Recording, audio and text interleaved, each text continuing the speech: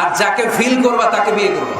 বিষ্ণু ইসা ইসলাম বলেছেন, যে যাকে বিয়ে করবে সে যেন তার এমন কিছু দেখে নেয় যেটা দেখার ফলে তার প্রতি তার ভালোবাসা সৃষ্টি হয়। এটা সুন্নাত। হয়তো আপনি মেয়েটার কথা বলার স্টাইল দেখেন, কিভাবে হাঁটে, তার চাহনি, তার হাসি, এগুলো দেখে তার প্রতি আপনার একটা ভালোবাসা হৃদয়ে জন্মে দিবে কে? ভালোবাসা না জন্মালে বিয়ে করতে পারবেন? কথা বলেন না কেন? আব্বা আম্মা একটা ধরে নিয়ে আসছে, তারপরে কবুল বলা যাবে?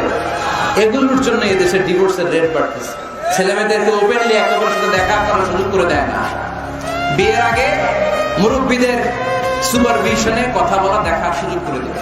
যখন পূর্ণাঙ্গভাবে দেখা দেখি হয়ে যাবে, আল্লাহর উপর তাওয়াক্কুল করে কবুল বলে ফেলতে হবে, ঠিক কি না? এজন্য স্কলাররা বলে, ইদা লা তাকনা লা তাতাসাওয়াজ, যদি তোমার ভালো না লাগে বিয়ে করবে না। আল্লাহ কোরআনে বলে নাই ফানকিহু মিনান নিসাই মাসনা ওয়া সুলাসা, ইচ্ছা মতো বিয়ে করো না। আল্লাহ বলেছে ফানকিহু মা।